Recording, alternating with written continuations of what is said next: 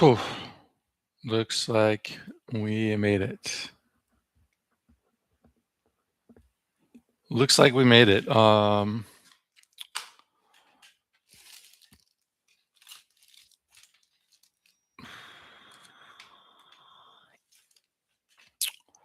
Right. So I'm like 99% mentally ill now, whereas I've always been, like 90%. Now I'm at like 99%.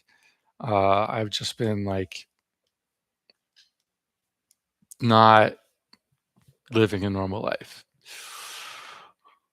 for the past few days, basically, and I'm exhausted. And I need to go for a walk. I desperately, desperately, desperately need to go for a walk. But then I like knew what I wanted to talk about, so I was like, it's gonna be actually annoying to go for a walk because the whole time I've been thinking like, oh, this is what I'm gonna say in my live stream or whatever, and it's just like just fucking. Honestly, I could have. I guess in theory, I could have gone for a walk and then done a video on the walk, which is what I've been doing lately. I'm just gonna sit like this. Is that okay? So,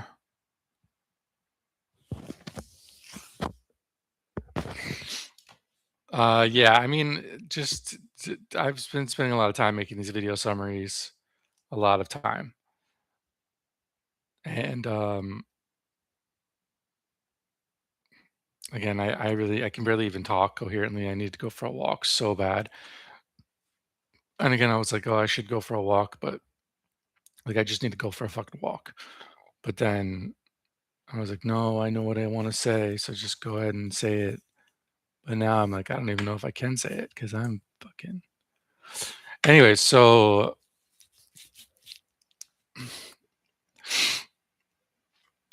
like yesterday, I sort of hit like uh, a limit in terms of how much time I can spend like in bed and stuff, and like and like just reading news and watching videos. And what I realized, and then I was like, okay, I can't. This is as far as I can let myself go. Yeah, this is as far as I can let myself go. Just leave it at that. So I was like, all right, and also like the dirty clothes have sort of been piling up, and or like it's not that like I just don't know what is clean and what is dirty, because at one point all of the dirty clothes and all the clean clothes went into the suitcase together, and now I keep convincing myself that some things are clean, but I'm pretty sure I've already worn them like 3 times. So I really need to go to the laundromat and do some laundry. And I was sort of like at that point, was like, okay, I need to take a shower and clean my clothes, do my laundry, blah blah, like sort of do a reset, total reset on life.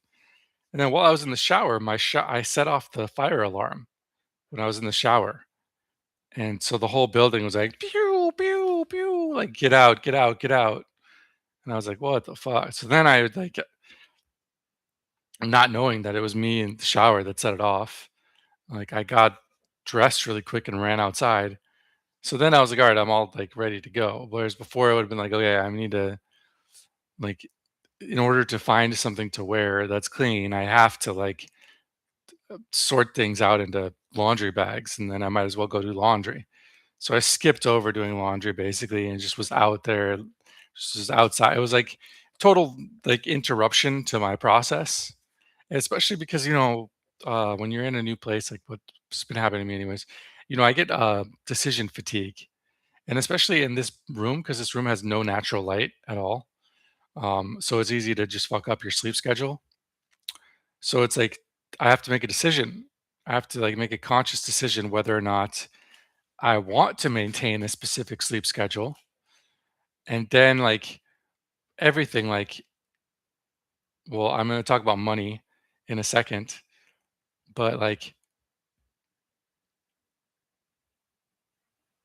oh my god, I don't know if I can actually. I am dizzy. I'm fucking dizzy.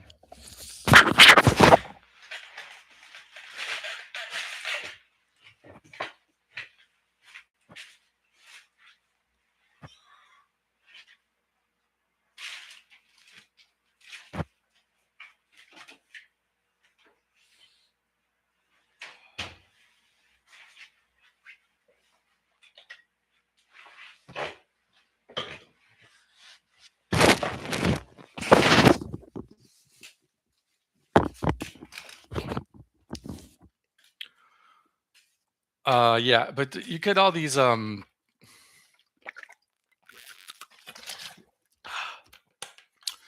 all these decisions to be made, and not making a decision is a decision. Like that. Just now, that was a decision. Open up a can of Monster Energy and drink it. Like that's not a small decision. Uh because it will affect the whole flow of the rest of my day, the structure of my day. It will affect me for like multiple days. Not just the caffeine, but like the caffeine, the cycle, like the daily, like what time of day do I take intake caffeine, and then what time of day do I go to sleep, and then what, and like, and then like it leads in like these period. Like, am I the type of person that I don't know, like that just if there's something there to take, like if is a monster in the fridge, I'll drink it, or should I be the type of person where it's more planned, structured? Um, so it's all these questions, like, are not just like every decision is not just its own decision. It's your lifestyle. You're choosing your lifestyle um, each step of the way. And when you are in like a place, you've been in a place for a while. A lot of these things are already you've already decided, and now the question is just whether to change them or not. But in this moment in time, like nothing is fixed. Like for example, like smoking. I don't smoke. I haven't been smoking. I haven't been buying cigarette packs. Binge eating. I have been binge eating. So you see, in Minneapolis, I did smoke and I did not binge eat. Towards So everything is up in the air right now. Like I can change my whole like lifestyle is extremely malleable at this moment, and what that means that all of my decisions carry extra weight. In fact, I don't even have to live in this city. I don't even have to live in this. I could move to Philippines tomorrow. I probably, or I could um I don't know. So anyways, it leads up to decision fatigue.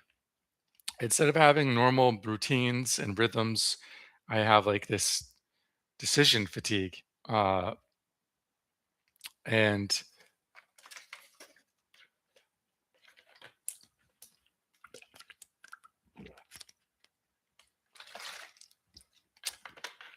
it gets kind of exhausting. And I really needed like to do laundry and like reset, I don't know, and go for a long walk.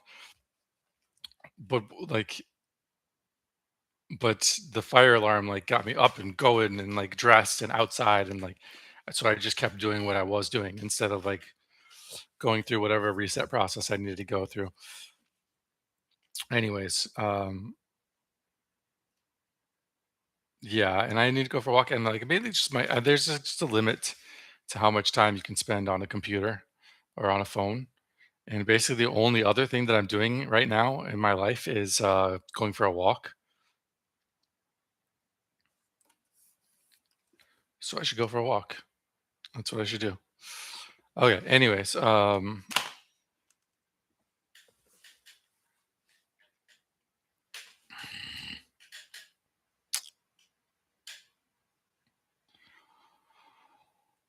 you what, the part of my brain that needs to be active in order to talk properly is not activated at the moment. So this is a little difficult. Like I feel, in fact, it's actually the same as like it's like if you're trying to socialize after you've been on the computer for like 3 days straight, and then you go straight from like being on the computer trying to socialize. Like my eyes won't even focus. Like you just need to leave me alone. But like you don't want to be rude or whatever, so you do it anyways. That's the way it is right now. Like my voice is like I feel a detachment from my voice that I don't normally feel. Like it's not. I don't have like good control of it. It's I don't know what I'm trying to say. Um, which is exactly what I'm trying to say. So so the other day I went to the temple. I went to a temple and I tried to pray to the money god,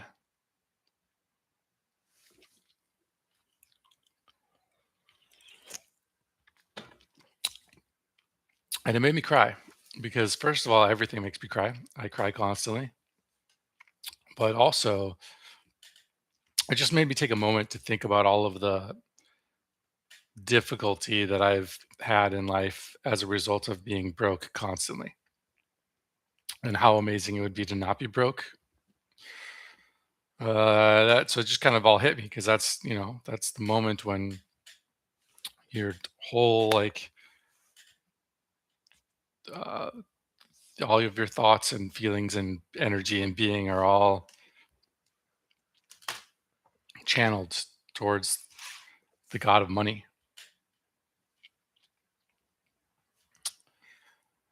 And then what happened was I did something kind of weird was happening in my brain. I did feel like, oh my god, I'm thinking differently, and I didn't know what it was. And I just started watching TV, watching Taiwanese TV, which I don't normally do. I basically haven't done it at all um, since even though there's a TV right there. I watch the news and I watch the legislature, but I don't just flip through channels or watch movies or watch TV shows or anything like that. But I was doing that, and I didn't really know why at first. And then I started thinking about the numbers behind everything.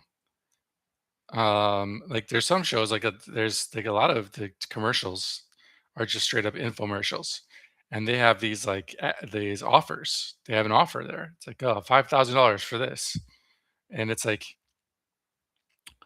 so immediately you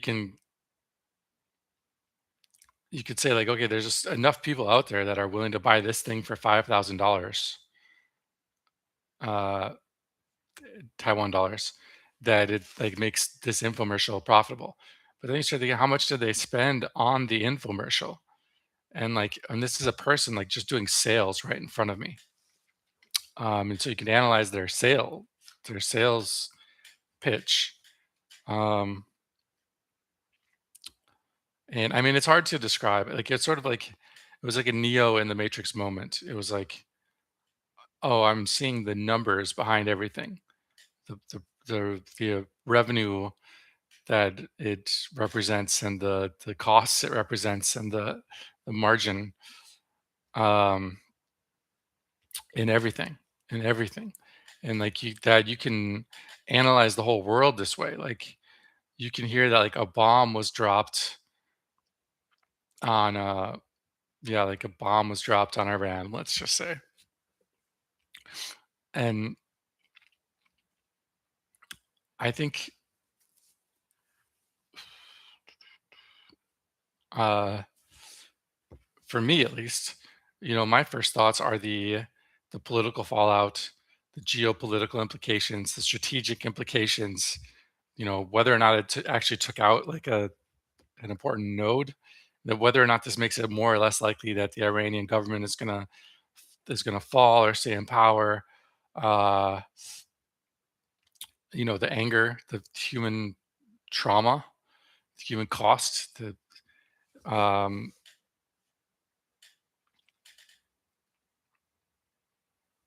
what that represents in terms of the U.S. weapons stockpile. And finally, last but not least, I do consider how much that missile costs. But you could start with there. How much does that missile cost? And how much is it going to cost to replace it? And how much is it going to cost to rebuild the things in Iran? And the people that are getting medical care, how much is that medical care going to cost? And uh, what is the total damage? Like every single situation, or like if the U.S. made that, then like, are they going to put in a new order for more missiles, more of that type of missile? And if so, then which company is going to get that order? And then if like who are all their suppliers, and how many orders they putting out? And like you can or Like literally, you could take it the worst way possible. Like, okay, did somebody die, but like some of their organs were intact? How much are their organs worth? It's like literally any situation, no matter how morbid or gross or how much human drama is involved in it. You can start with the financial analysis of the scenario, and it's just and then it's like everybody. I could actually share my whole Chat GPT discussion on the topic because it took some doing to like sort of suss this out, and it's not even sussed out yet. Uh, but yeah, every single person,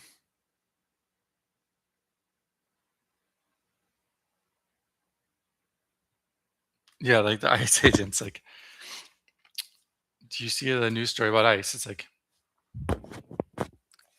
how much money do ICE agents make? And all of the equipment they use, like that costs money. Everything costs money. Um,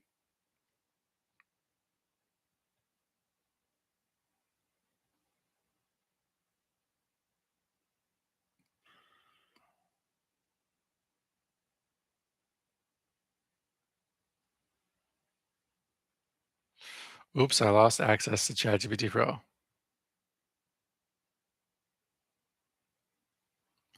but they're offering me 1 month free.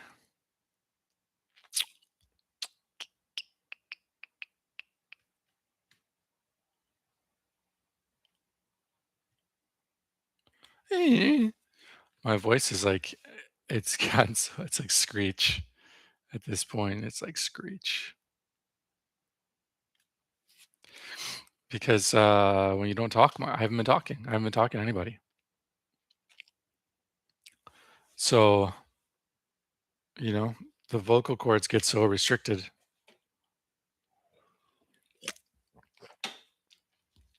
that it ends up that they're like unstable. And I'm really both at the breaking point where I'm like, fuck, I need to go talk to somebody. And also still very committed to not talking to anybody at all,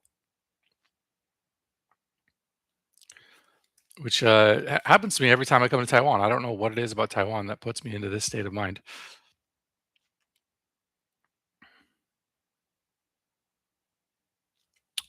Right. So money isn't everything, but everything is money. And the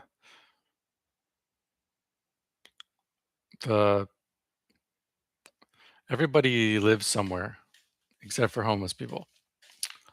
And so that means everybody is either paying rent or paying a mortgage or they have an asset.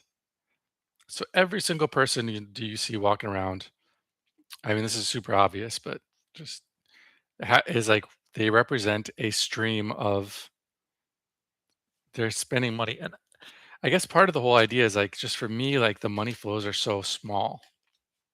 There's such a small number of things that I can actually afford. And then I'm just always looking to save money. So you forget that like that's not true of other people. And I guess if you start to think about how other people have money flows coming in and going out, um, you start to realize it's not that difficult to tap into some of them or to set up your own money flow. And you should and like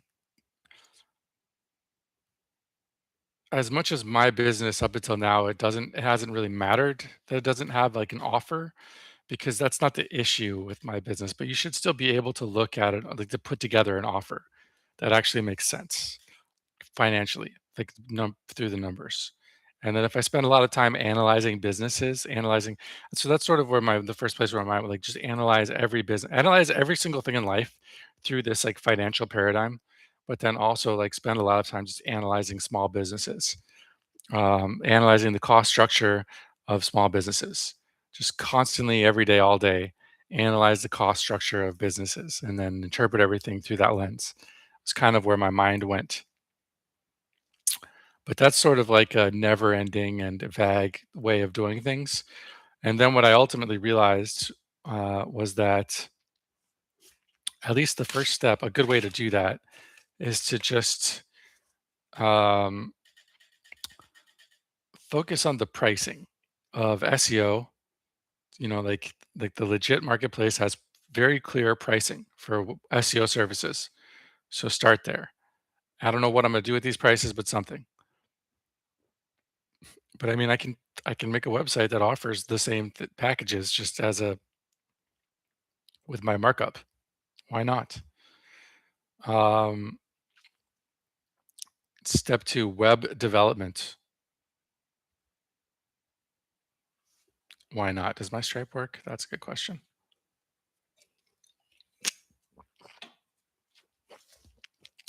Step three, software development. Just all of these things. Just focus on the prices, the price of these things, the price of web development, the price of software development. Try to price it out. And that's like an infinite task because different agencies have different prices and different, it's going to be different in the Philippines versus India versus US. So it's a never ending task. And the idea is to just constantly be working on getting a better and better answer to the question of how much does SEO cost, how much does web dev cost, and how much does software development cost.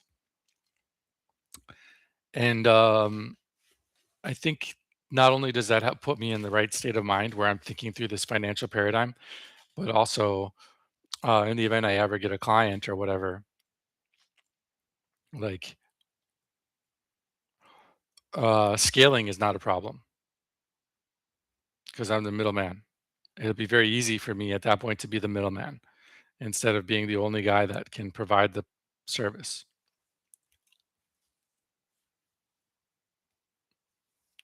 And to be honest, it kind of dovetails very well with my whole directory, with my SEO directory.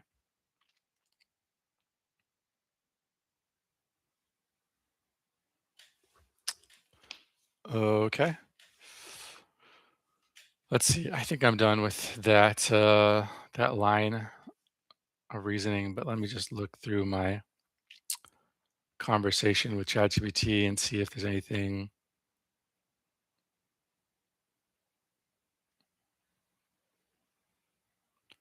Everything is money.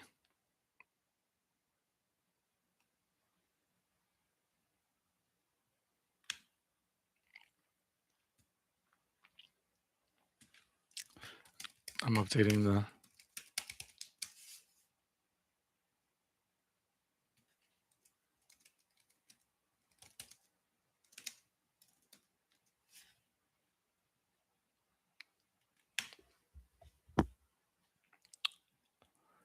I'm hungry, which is good.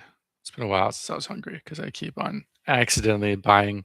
I accidentally bought 200 NT worth of potato chips. Like I just didn't want to say to the guy, "No, I don't want these chips." Now that you've gone through all the trouble of going and double checking the price and grabbing 4 bags for me because they're buy one get one free. Um, and then I went and bought like there's all these like buffets where they don't tell you the price ahead of time. They're just like, "Yeah, take whatever you want," and then I'll look at your plate and tell you how much it costs.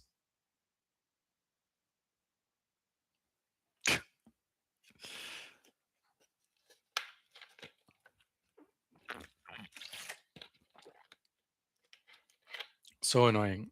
But I think what I'm gonna do from now on, if I go to a place like that, is just start by grabbing like one item, like 2 items.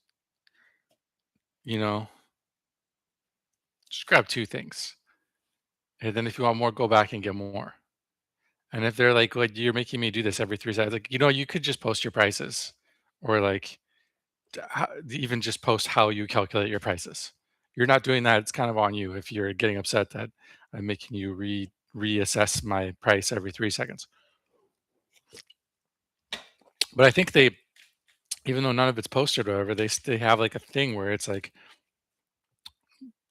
under a certain amount, it like costs more, and then once you get past a certain amount, Anyways, the point is I ended up like I went to this buffet and spent way more money and ate way more food than I wanted at all. All I want, this is exactly what happened to me my first few times in Taiwan, is that if you get into a sleep schedule where you're not waking up during breakfast time, then you just want to eat the breakfast, but it's all not available. And there's a breakfast place that opens at like 9:30 at night. They're open all night. They charge like 3 times the price of breakfast in the morning.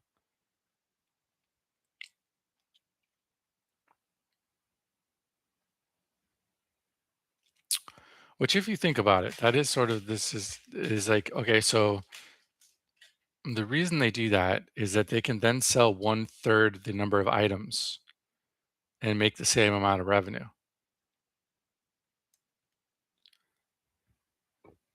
And probably that's the thing. Their volume is just one third,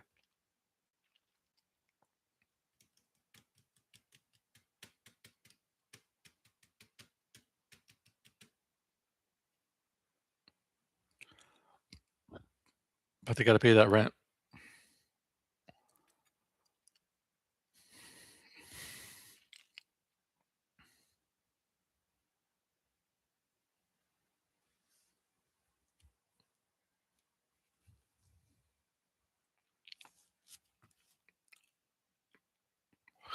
I don't know. It's still a question for me. It doesn't make sense to me. Why is the breakfast places like so much cheaper than everything else? Like the exact same thing, but later in the day is going to be 3 times as expensive. And again, it's probably exactly what I just said. It's the volume, but I don't know. It just seems like if that's the case, then why aren't there more why can't you have a lunch place that runs on volume if you can have a breakfast place that runs on volume?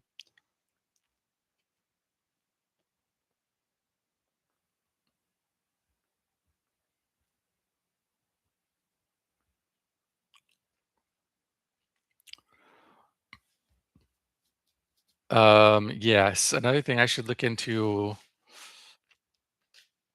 the housing prices. The housing prices.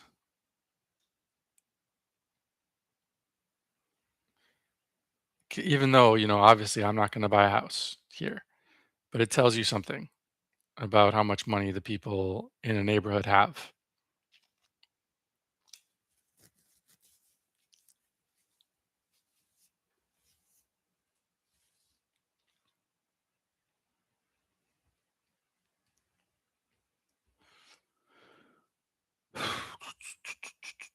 Okay, so the cost of web development, cost of the browser bot, Instagram, right? Because that guy, Rocky, that I talked to, and it was just like it was such a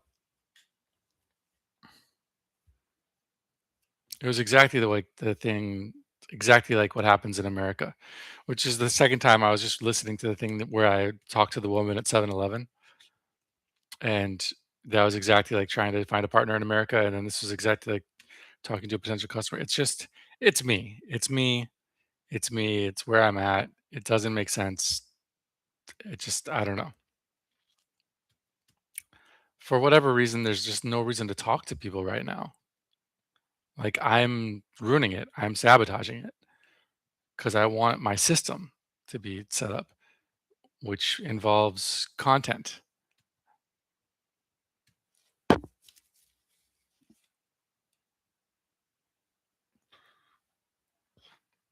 And in order to make content, I need to consume content. And once I get into consuming content, I'm not going to stop until it's all consumed.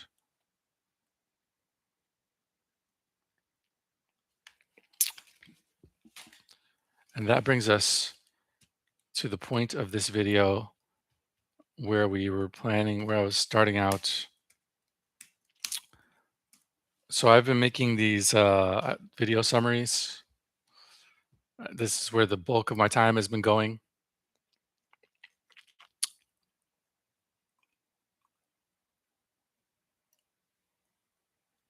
China's population drops All right, a little aside here because this has been a question.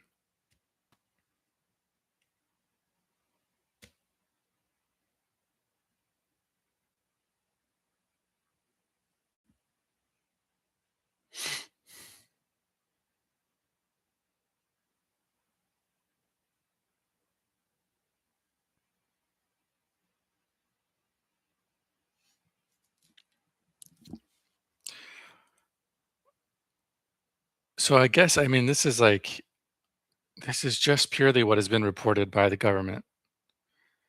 And I don't know if anybody's ever said this before, but you can't actually trust the statistics being put out.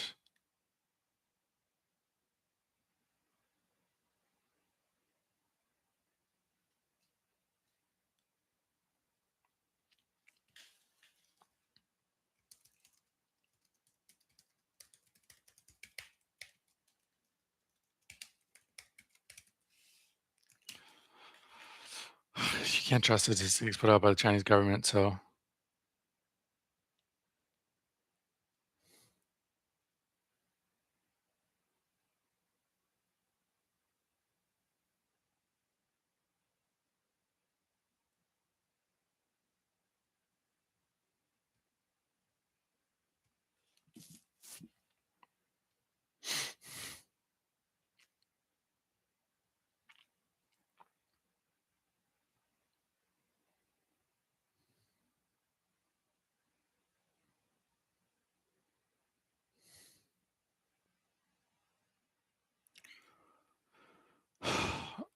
okay,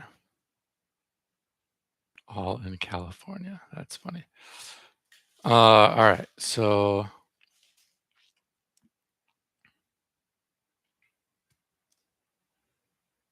I can barely keep it together right now. Can barely keep it together. I'm not even trying to keep it together.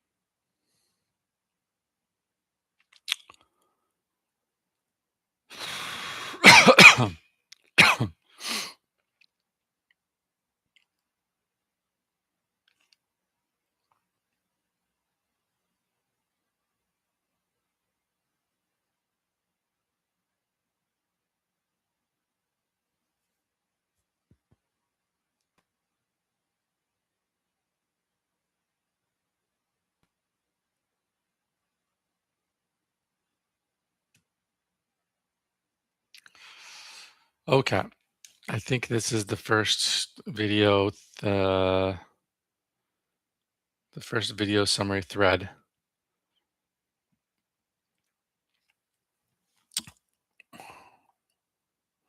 Most websites are designed backwards. They start with visual themes, templates, page layouts, color palettes. What they don't start with is structure. SEO is a structural decision, one that has to be made before design, before copy, and before a single page goes live. AI modernization is the capability remains even when individuals change. The workflow is designed so AI supported steps happen consistently, predictably, and in the right sequence. See, I'm just stringing these together with I don't put any like segues. So we switched from talking about SEO being a structural decision to AI modernization. It wouldn't make sense to a reader. I don't know if I should care because unless I start paying $8 a month, my X readership is going to be extremely capped, anyways. And I guess if I did care, it would be something along the lines of what I was doing before, where the rough draft is the X thread, and then um, I move it into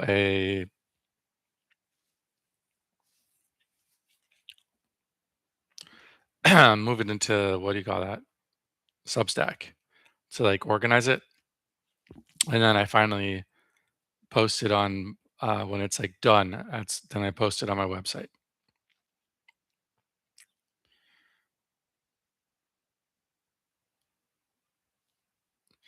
Yeah. Anyways, this is sort of a good point, though, just because this person is saying like, if you think you've modernized your company, but it's actually just your employees using ChatGPT in their own way, then you have not. And honestly, there's just so much confusion. There's so much confusion around what things are. I still see it constantly.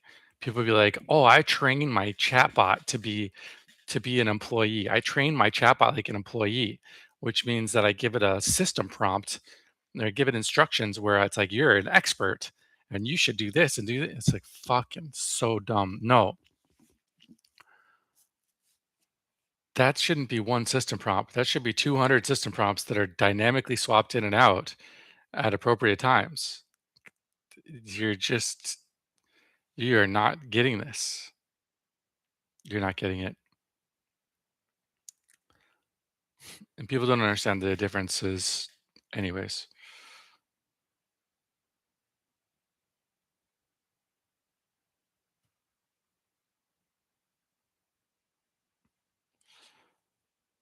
Okay.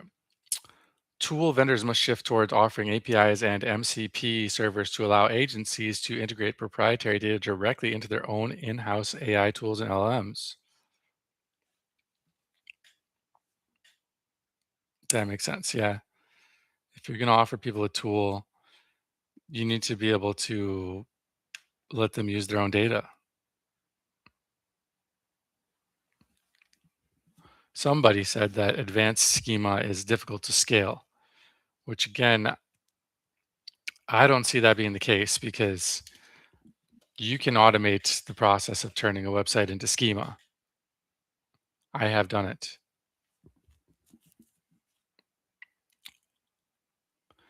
Many people spend hundreds or thousands of dollars on links only to have them fall off months later without noticing. That's why you got to track your backlinks, I guess. Instead of always be closing, always be disarming.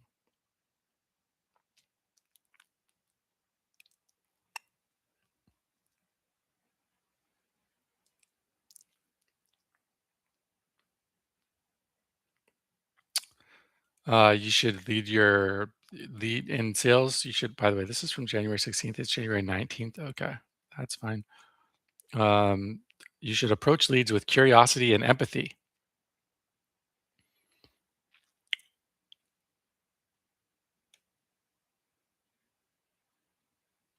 So users can now find and buy products through an AI chat interface without ever leaving Google, which is good. I mean, and the more people are used to doing that, to not leaving the chat interface, I think the more that people, once they do get onto your website, they're going to be looking for the chatbot instead of, because they're going to be more and more assuming that chatbots have a lot of capabilities. And instead of assuming that chatbots are just annoying things that give you half answers and then tell you to talk to a human or tell you to go on the website.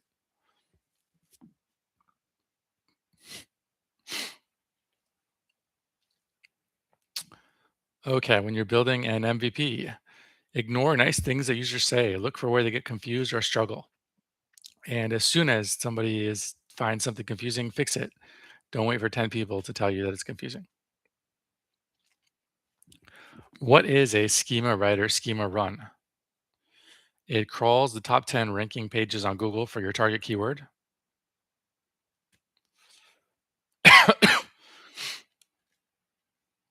And then it uses a mathematical algorithm to identify entities, specific people, places, things, or concepts.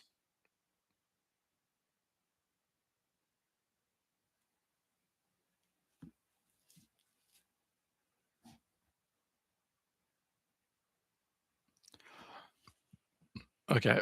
Pick your top three different next thing. Pick your top three highest margin services. Identify the top 20 questions prospects ask before buying. Create the best page on the internet for each question to make it specific, credible, and easy to cite. That seems like a good method. After the blog is written, the workflow provides interactive buttons in the chat interface. Send to WordPress, Squarespace, right? So revise or archive. So that's, I mean, just for my blog writing bot, I should make it so that it has buttons, so that it serves up buttons in the chat once something has been written. So you can be very clear about. I mean, whatever. It's an idea. I don't know that I'll do that. I don't know that that's that important. I don't know that anybody ever wants to use my blog writing bot. Google is replacing traditional local packs with AI local packs, which are currently appearing on mobile devices in the US for about 8% of tracked keywords. These new packs are devastating because they show only two businesses instead of three, and they don't have a call button.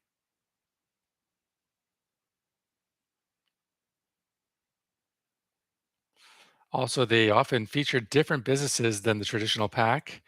And the problem with that is that if you're tracking your rankings, you think you're doing fine, but in reality, uh, you are not showing up in the new local packs that Google is actually serving to people. Ads, on the other hand, they are outperforming organic listings in terms of ROI because they still have call buttons and better placement. Oh yeah, there's a video where this guy was like talking about how you build a directory and then you ask them to confirm their information in the directory and then you use that as a jumping point to sell things. And I was like, oh wow. I don't know if I stole that from other people or if that guy stole it from me or but that's exactly the thing that I don't know, maybe I had come across this idea before. I guess I have. Probably I have, but I do remember that it was very much a evolution. Like we stumbled into that process one call at a time.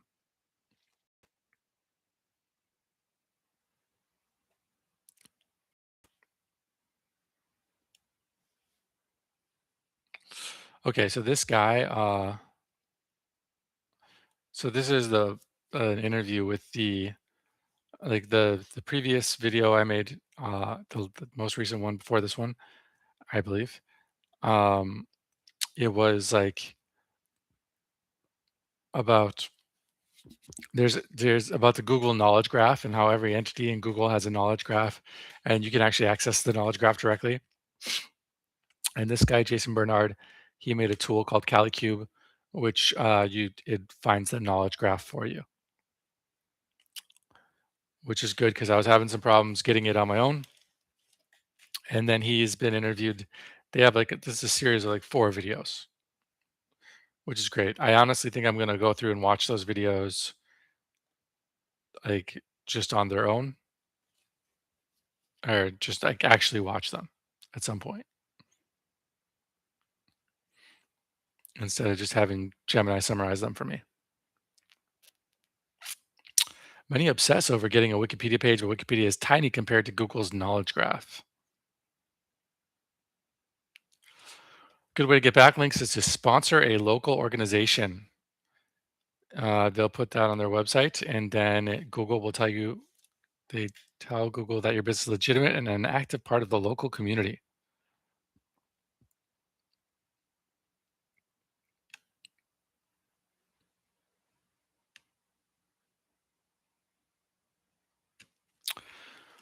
Many e-commerce sites neglect schema markup. You must provide complete, accurate, and up-to-date structured feeds so AI doesn't have to scrape your site manually.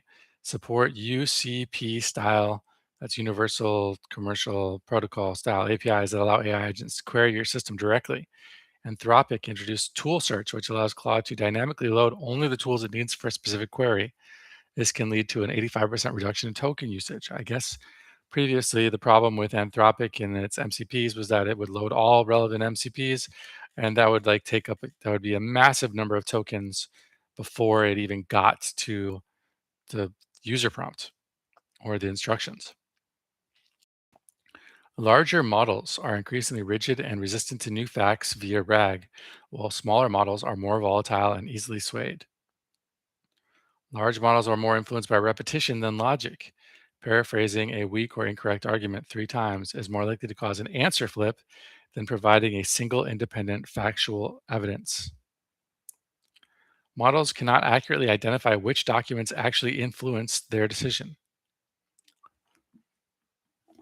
LLMs are sophisticated role players. They mimic the appearance of rational synthesis and chain of thought to satisfy humans, but their internal logic is driven by simple token frequency and heuristics. If an attacker knows the threshold for snapping a model state, i.e., repeating nonsense 5 times, they can force a model to change its mind regardless of the facts. Once the model state flips, it will use its superior language capabilities to generate highly convincing but entirely fake logical derivation for why it changed its mind, explicitly denying it was influenced by the repetition. Reminds me, by the way, of human beings. We do the same thing. We don't use logic, and we use logic to explain a change of mind that didn't actually involve any logic. It just involved repetition.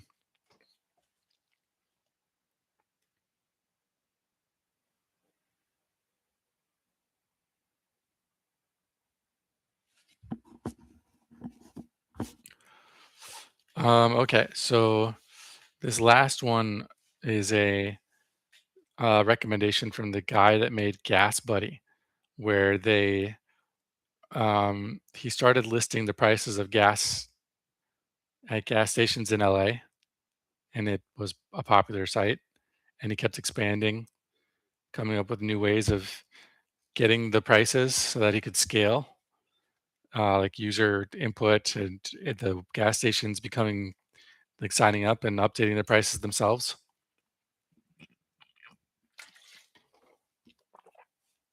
And so his suggestion is to look for industries that lack pricing transparency and start a new directory for them.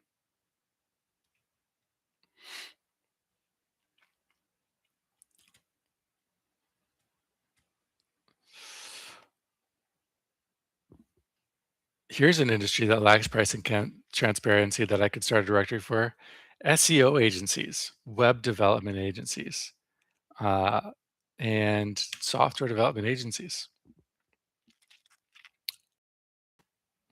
And every time you try to find out how much it costs, they'll be like, well, it's somewhere between $1,000 and $100,000. It's like, fuck you.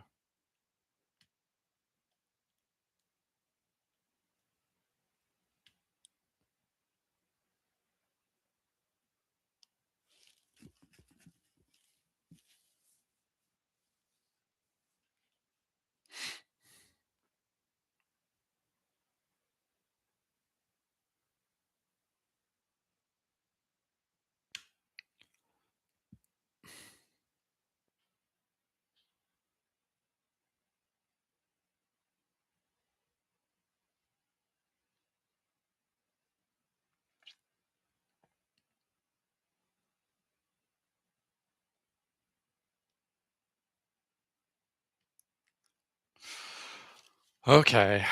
I was very much considering just taking a break before I move on to the next one,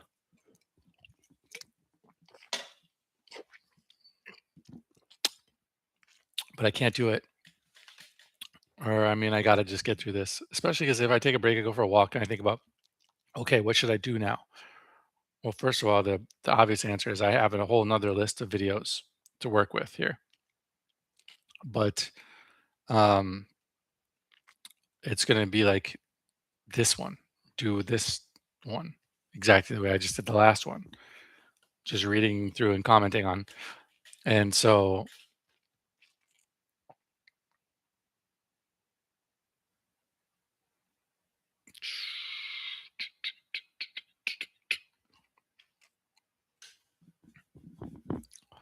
it's just going to keep repeating in my head and it'll be annoying. So I might as well just knock it out right now. Okay. And it's not as long as I was worried it would be.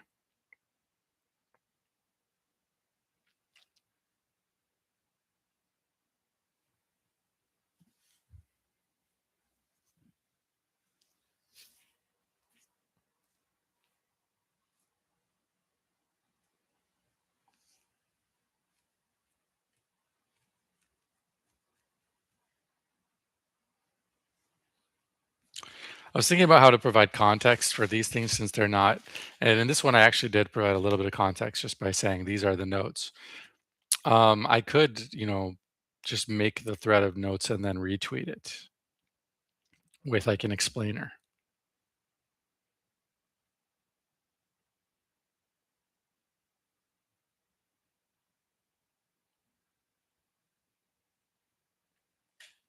It's called internal linking. Today's SEO, GEO, and AI notes. Trained correctly, these AI engines act as sales reps at the consideration stage, recommending your brand over competitors when a potential customer is ready to convert. So the key thing here is trained correctly. Now, what we're talking about right now is Gemini and ChatGPT. And by trained correctly, what he means, what the person that originally said this meant was that you're providing them with a knowledge graph, an entity graph that gives it the right information about your entity so that it can, and then that if you do that properly, then these AI engines will act as sales reps. That's the idea. I have some tweets that hypothesize the same exact thing from back in the day. The perfect click, he calls the perfect click. I think this guy's a French, he's like a French guy, I think. That's why he says things like that. The perfect click. The moment when, after comparing options, an AI or search engine explicitly recommends your brand. So that's like a new stat that he invented. A press kit provides copy journalists can copy and paste, ensuring your brand is described exactly how you want. A press kit allows you to strategically guide journalists to link to your most valuable money pages or pillar pages rather than just your homepage. To be effective, your press kit should be a dedicated page on your site, and it should be linked to in the footer. You can perform tasks within high level without being logged into the platform. If you are using ChatGPT with high level MCP server connected, you can tell the AI to update CRM data and trigger automations. Wait, why is there two comments on this? Yeah, oh.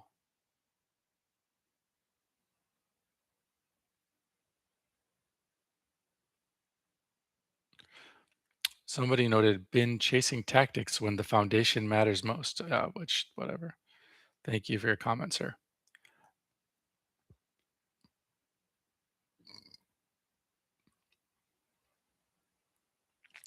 So that's kind of interesting. I just wasn't sure. It's kind of confusing to me. Like, okay, so wait, can you even use MCPs from within ChatGPT, the commercial version? So when you're saying you're using ChatGPT with the MCP enabled, that means you're using it through the platform. Uh, does it list? Does it list go high level as an option on the MCPs now? I kind of doubt it. Or is this confused and it's actually you need to be in go high level and then add the OpenAI MCP?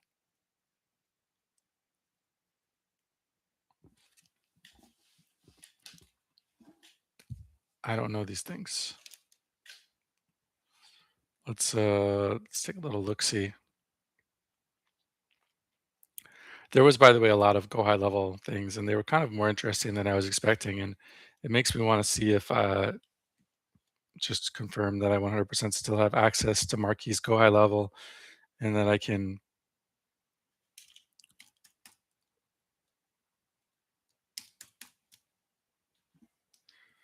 uh,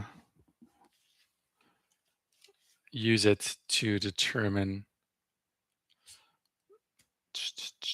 All right, so I'm in the go high level, the OpenAI platform right now, and I believe I should be able to click on absolutely any prompt,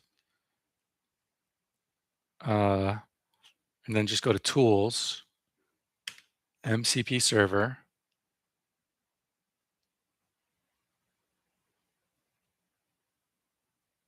There's a Cloudflare browser. There's Stripe.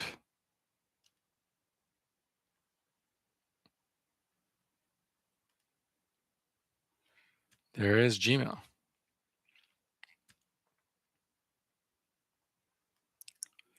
but I sure as fuck am not seeing go high level.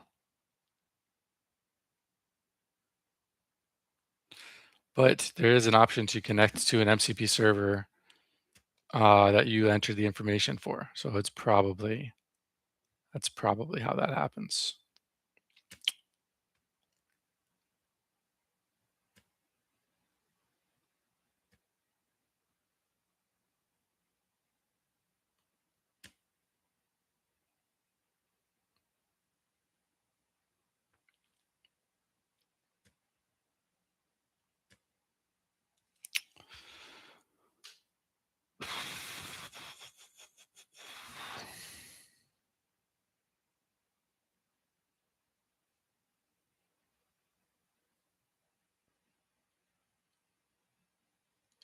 The MCP upgrade works alongside the Agent Studio, which is Go High Level's advanced workflow builder for AI agents.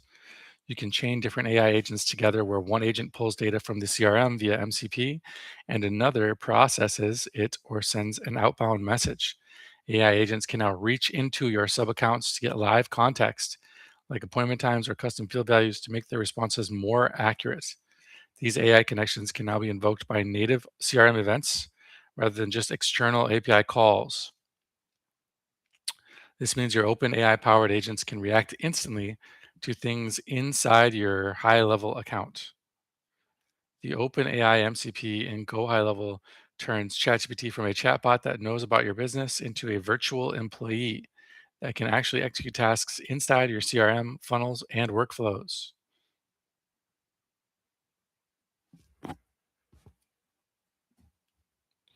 That's all confusing. I really need examples. I need to see it in action.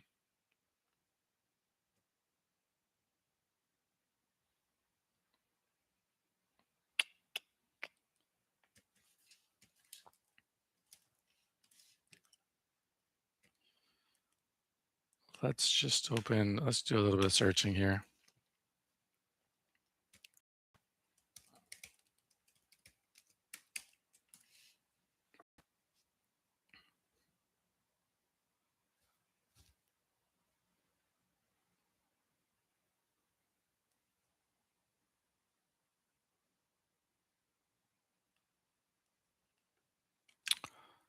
All right.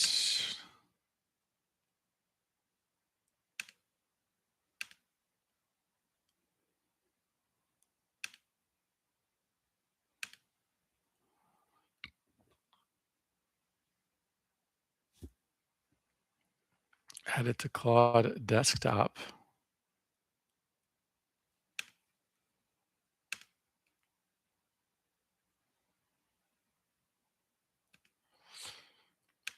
What works and what to avoid? MCP server AI agents. Why would you? All right, whatever. I don't care.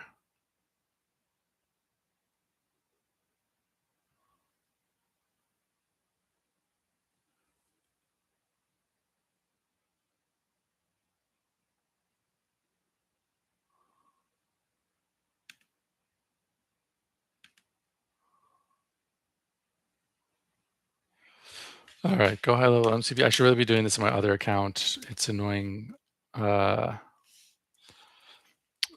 to have all these here. I'm gonna have to build. I don't know. I guess I'll just have to.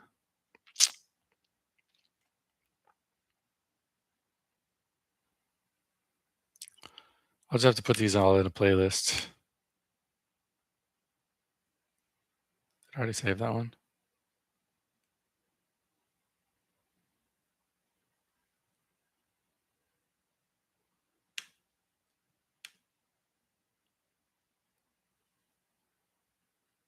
Build the ChatGPT 4. Too bad ChatGPT 4 is dead, baby, dead.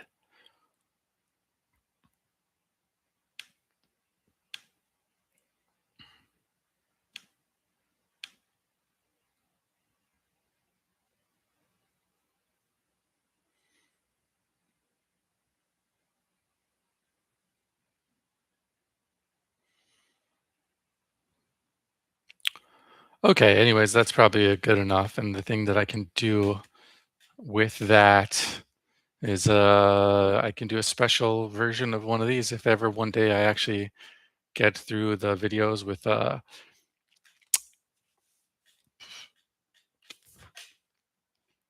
with some time to spare. Then I'll like just go through those videos and do exactly what I'm doing now, summarize them and take the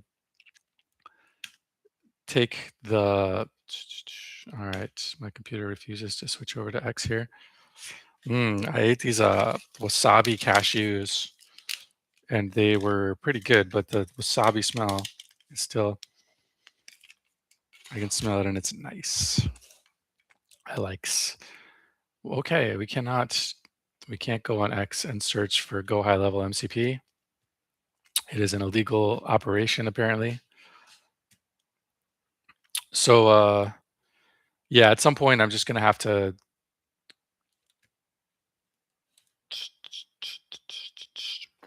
uh do the same thing that I do with these videos, but just with the videos about the Go High Level MCP. And I think that's a good way to learn things. I think this is like the best way to learn things. I've kind of been surprised at myself because I'm going through these videos and I'm like, this is clearly like a time wasting task. But I'm like, honestly, I feel like this is the best possible way to learn at this moment in time. Uh, and it's very weird to me because it's like I'm turning videos into text.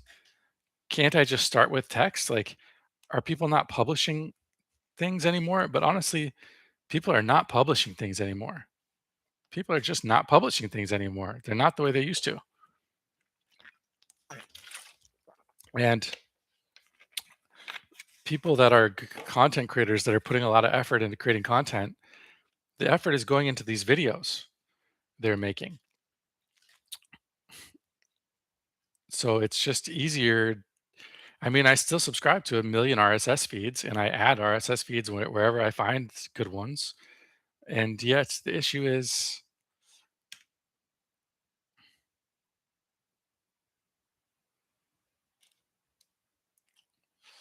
all right, X, I was going to try to search for Go High Level MCPs. Hopefully I'll remember to do that in the future, but X will just not open right now. So let's just keep this moving. Yeah, it's just very strange to me that that's the workflow that I find to be the most like positive, like the highest learning ROI is like going through these videos, turning the videos into summaries, and then taking notes on the summaries. But again, I really think that the reason that's the case is not because I'm doing something wrong. It's just because that's where the content creators are putting their effort into videos, not into blog posts.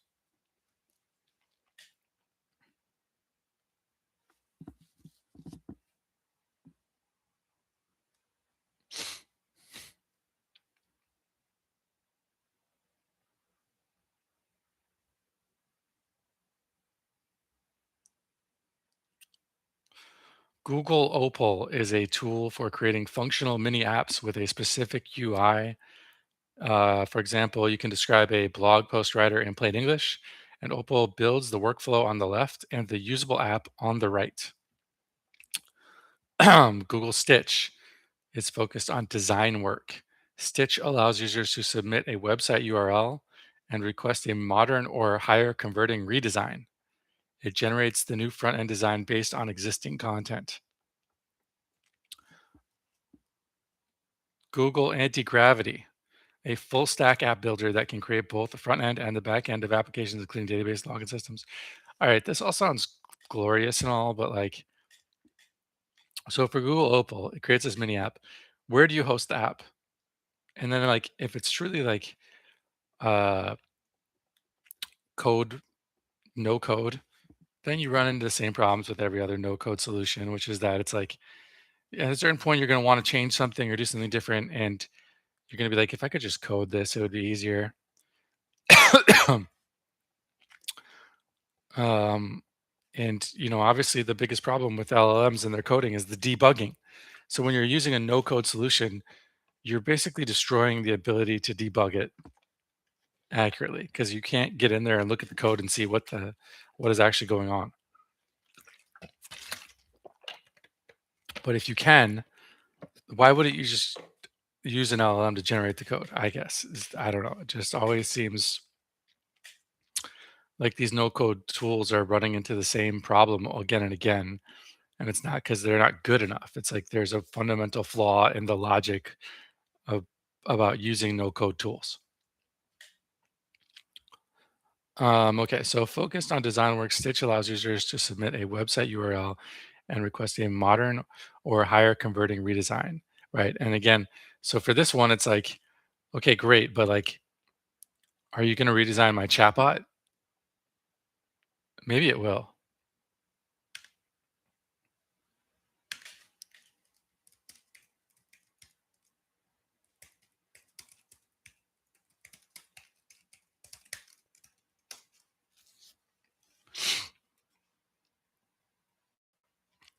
Yes, Google Stitch can redesign your chatbot UI.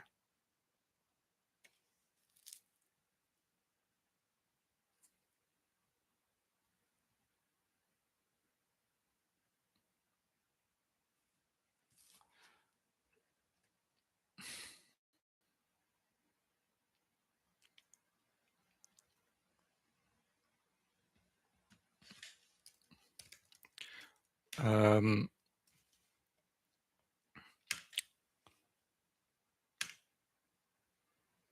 where will the redesigned UI be hosted?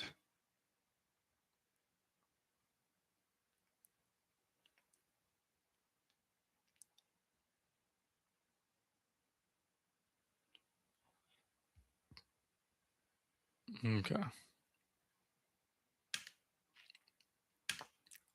Will the redesigned UI plug into the backend in the same exact way that the current UI does?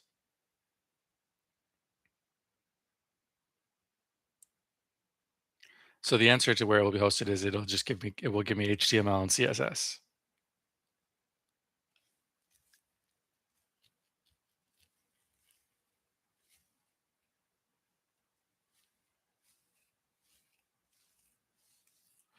It won't match the API points, the logic and state management integration via Google AI Studio. So export Stitch Design to Google AI Studio. From there, you can prompt AI to help convert the static code into a working application by connecting it to your specific data sources or model APIs. Interesting.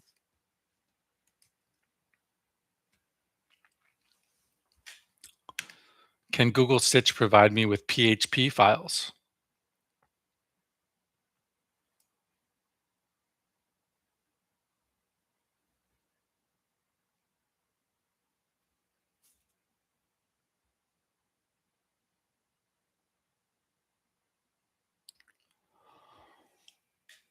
Right. So the answer is no.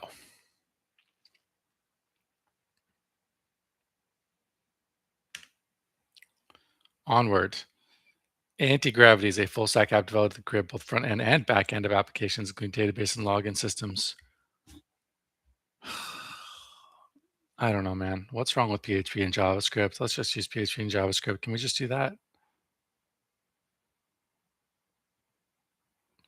Businesses can now claim an AI agent in the Merchant Center that represents their brand directly in search results via chat button.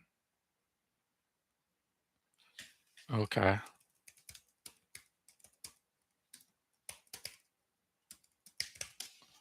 What is this Google Merchant Center?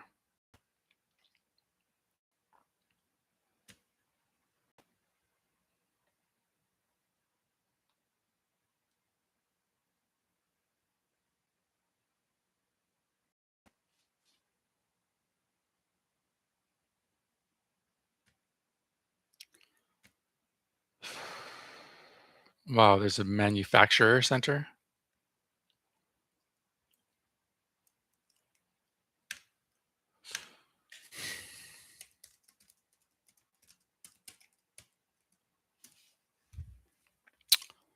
What is Google manufacturers to upload and manage rich, accurate product information to Google, improving product visibility and sales by enriching Google Shopping, search results, and other services, ensuring consistent brand representation and providing performance analytics.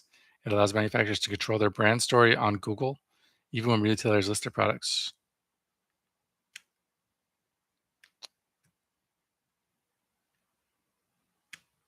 This is I feel like you could probably damn, Google Manufacturing Center is from 8 years ago?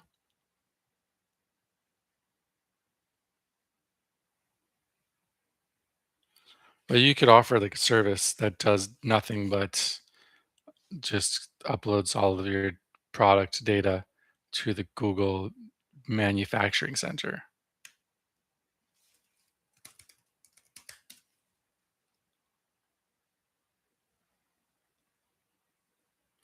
So the Google Merchant Center seems to be slightly newer.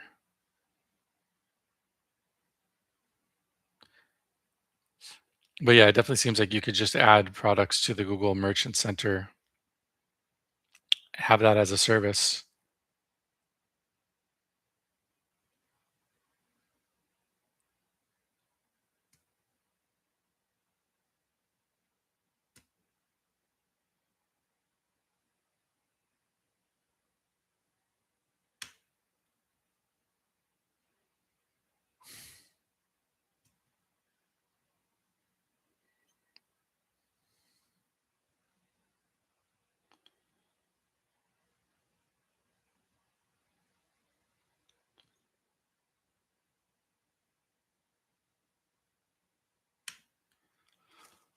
I don't know that I'm allowed to go to the Merchant Center.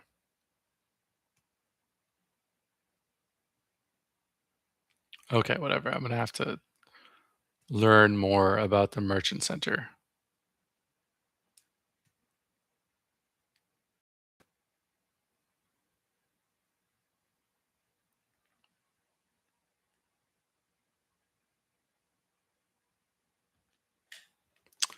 I can't tell if there was a mini earthquake just now.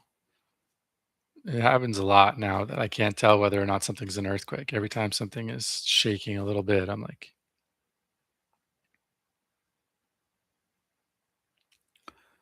yesterday, I thought that I was shaking my leg so much that it made the wall make a noise. And then I realized that actually it was an earthquake.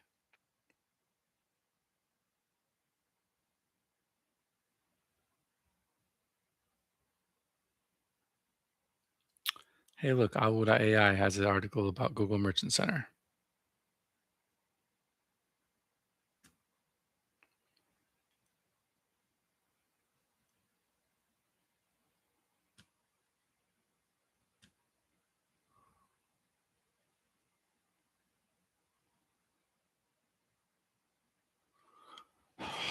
I don't think that,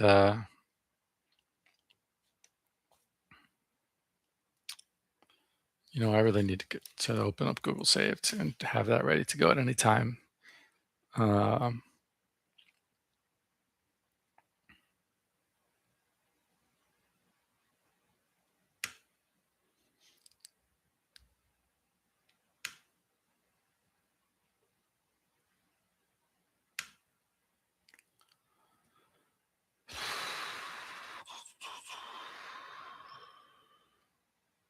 so, anyways, I just want to save some articles about the Google Merchant Center as a reminder to further look into it.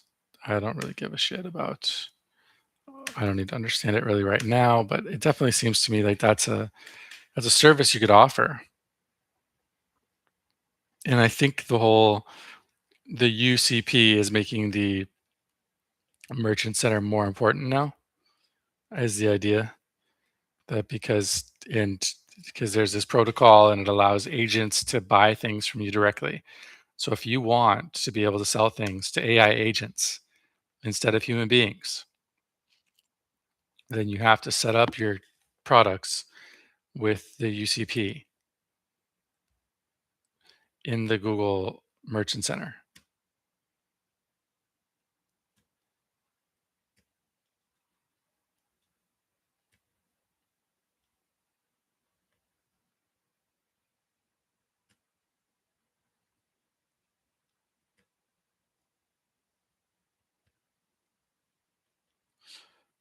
I think the key is here that I need to search for Google Merchant Center, but make it like within the last month. And the reason for that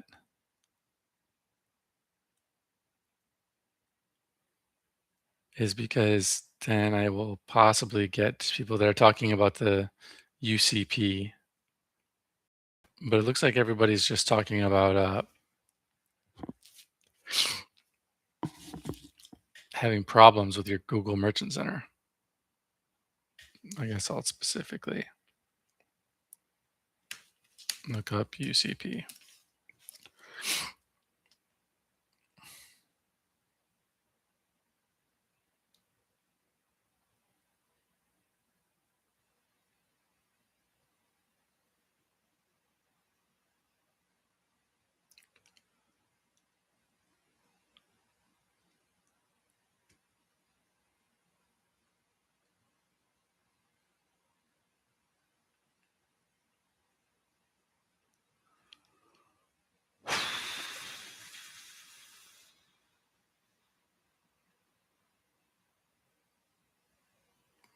Okay, I got confused.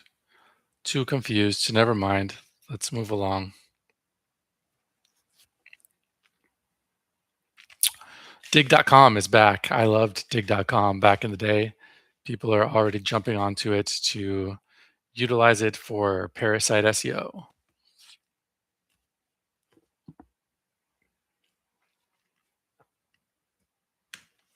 Should I check it out?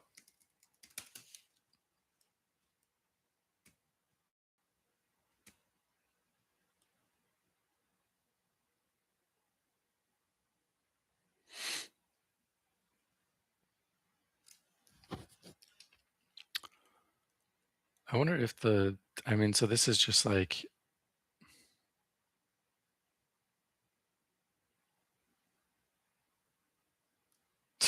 that's hilarious.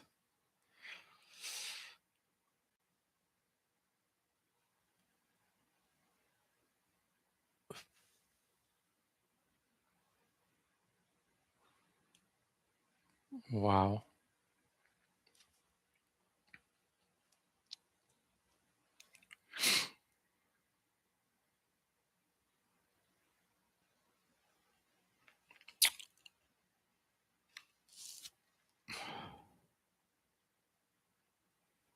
So people are like making communities and whatever on Dig, and I think it should be growing pretty fast because quite a few people are talking about it. I wonder why it ever shut down to begin with. All right, anyways, you know what? Maybe I'll save dig.com to my articles list as well, and that way I'll have a reminder to go do that whenever I go through these articles on here.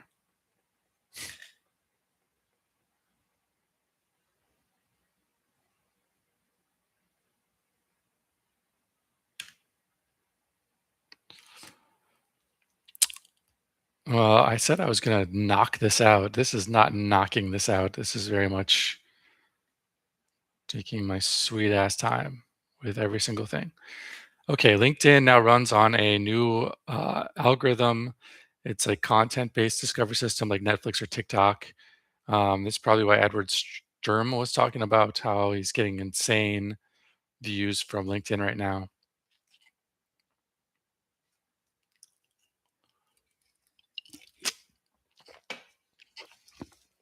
I believe this is also an Edward Sturm quote that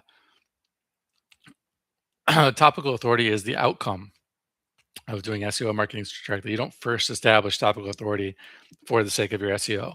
If you're doing everything right, you will have topical authority, which was definitely my approach to it to begin with.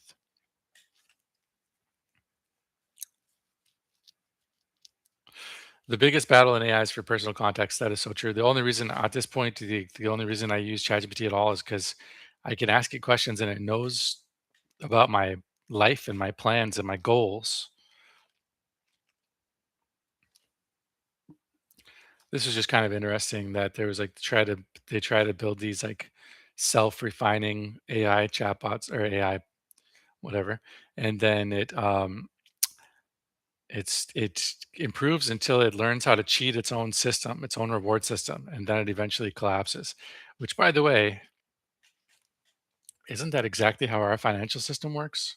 And so many other aspects of our life. It's like we set up these, including SEO. I'm pretty sure that's exactly what happens with SEO. Like first, we do things to rank higher, and then we figure out what the KPIs are, and then we just start gaming the KPIs, and then it stops working entirely.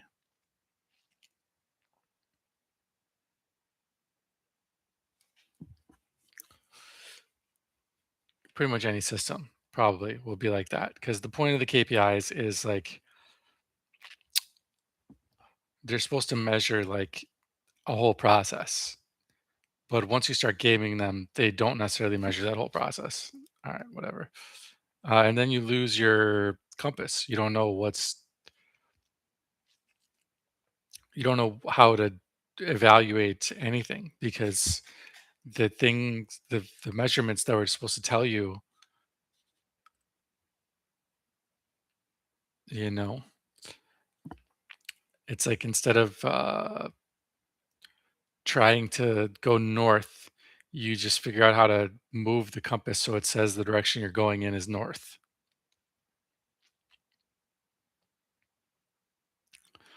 All right. Anyways, this is somebody was oh, wait.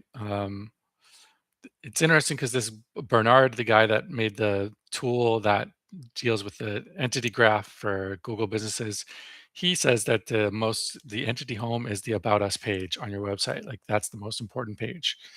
That's where Google really learns about your organization.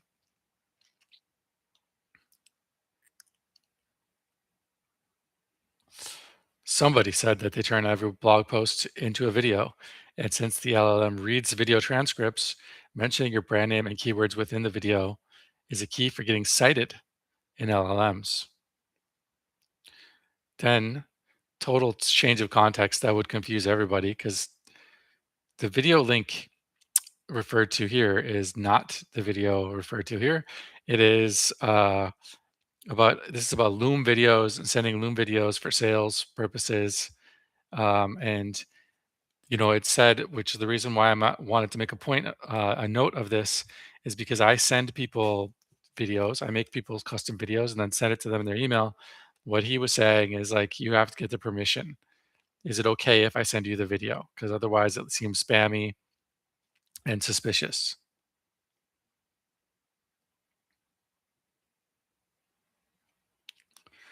Right. Edward Sturm has a whole entire video about how schema is useless for SEO. And I said I wanted to hear Jason Barnard's rebuttal. I also have my own rebuttal, which is that it seems to me like reg answers are better when the data is in JSON-LD. JSON-LD allows for clearly defined relationships that wouldn't be obvious from the text to a human or an LLM. That is true. Like it's going to be a more condensed way to describe things. If you are trying to use Google uses that that's the format they use for the knowledge graph. So first of all, why do they do that? And secondly, if you're trying to influence them, wouldn't you use a similar format?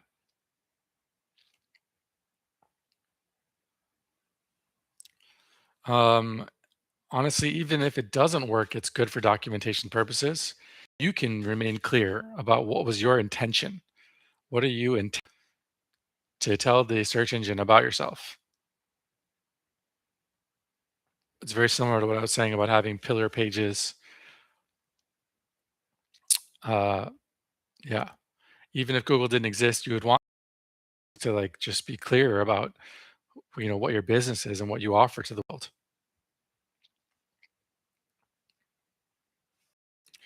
I think there must be some value in talking directly to the crawler being an observer of a conversation between the user and the website.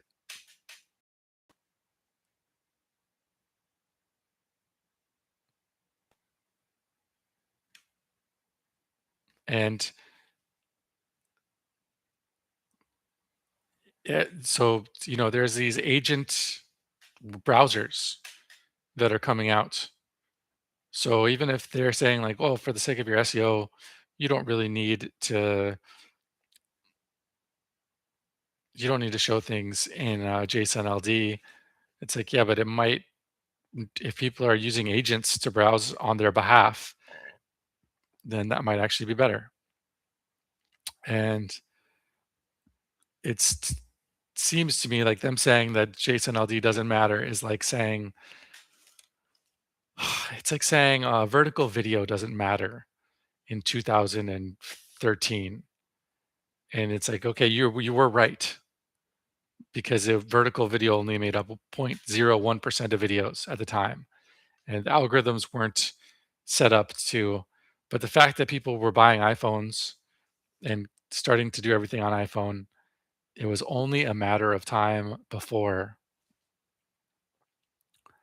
it became important. David Shapiro has and so that's the same with Jason LD.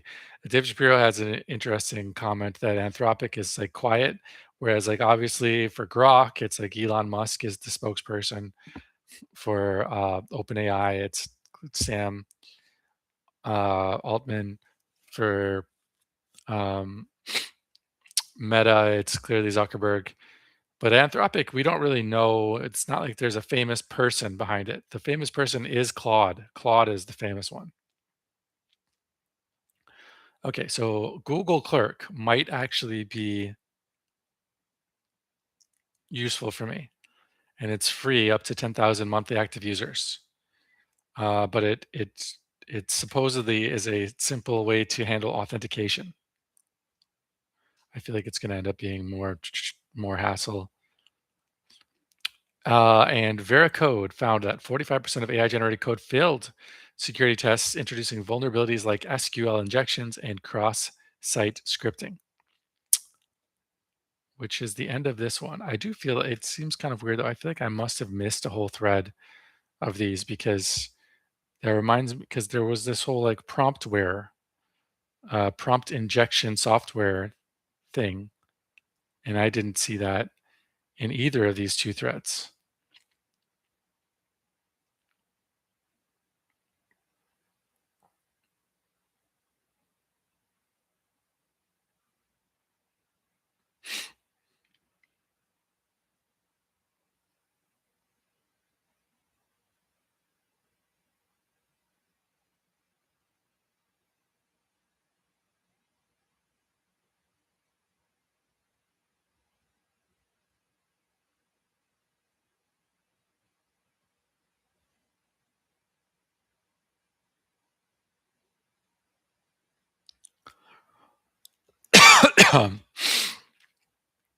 Okay, well,